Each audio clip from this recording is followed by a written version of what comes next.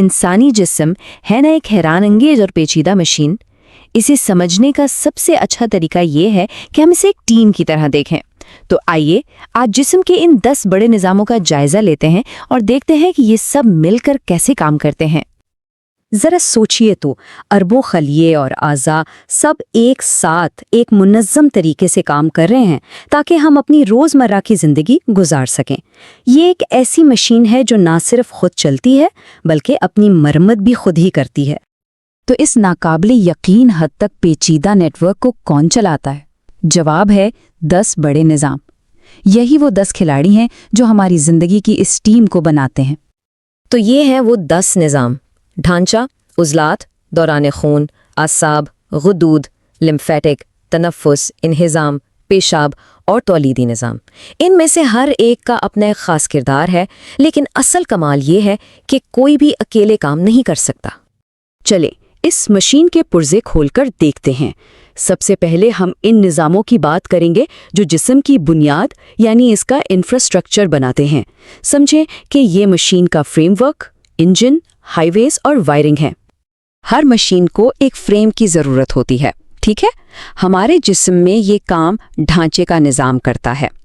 ये 200 से ज़्यादा हड्डियां न सिर्फ हमें एक शक्ल देती हैं बल्कि हमारे अंदर के नाजुक आज़ा की हिफाजत भी करती हैं। अच्छा, फ्रेमवर्क तो बन गया, अब इसे हरकत देने के लिए एक इंजन भी चाहिए। ये काम हमारा उज़लाती निज़ाम करता है। चलने फिरने से लेकर दिल के धड़कने तक हर हरकत के पीछे यही पट्टे होते हैं। लेकिन इस मशीन के हर हिस्से को सप्लाई भी तो चाहिए। दौरान खून का निज़ाम जिस्म की शाहराहों की तरह काम करता है। दिल एक पंप की तरह खून के जरिए ऑक्सीजन और ग़िज़ाई अज्जा हर एक खलिए तक पहुंचाता है।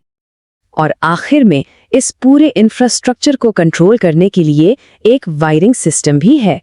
ये है हमारा असाबी निज़ाम। दिमाग एक सेंट्रल कमांड की तरह काम करता है जो असाब के जरिए पूरे जिस्म को सिग्नल भेजता और वसूल करता है। ठीक है, तो बुनियाद तो तैयार हो गई। अब उन निज़ामों की बात करते हैं जो इस मशीन की देखभाल और हिफाजत का जिम्मा संभालते हैं। आप इन्हें जिस्म की मेंटेनेंस और सिक्योरिटी टीम कह सकते हैं। और यहाँ एक बहुत ही दिलचस्प बात सामने आती है, वो ये कि ये निज़ाम किस तरह एक दूसरे पर इन्हसार करते हैं। हुदूदी, लिम्फेटिक और पेशाब का निज़ाम, ये तीनों अपने कामों के लिए पहले से बने हुए इंफ्रास्ट्रक्चर यानी आसाबी और दौरान खून के निज़ाम पर ही इन्हसार करते हैं। जैसे कि हुदूदी निज़ाम को आसाबी निज़ाम से सिग्नल मिलता है कि कौन से हार्मोन्स बनाने हैं, और फिर इन हार्मोन्स को पूरे जिस्म में पहुंचाने के लिए वो दौरान खून की शाहराहों का ही इस्तेमाल करता है। बिल्कुल इसी तरह हमारी सिक्योरिटी टीम यानी लिम्फेटिक निज़ाम, जिसे मुदाफ़ती निज़ाम भी कहते हैं, ये जानने के लिए कि मसला कहाँ है आसाबी रास्तों पर इन्हिसार करता है और फिर दौरान खून के ज़रिए अपने सिपाहियों यानी सफ़ेद खून के खलियों को वहाँ भेजता है। ठीक है जनाब, इस मशीन को चलाने, इसकी देखभाल करने और इसकी हिफाजत करने के लिए तवानाई तो चाहिए ना। तो अब हम इन निज़ामों पर बात करेंगे जो इस मशीन को ईंधन फराहम करते हैं।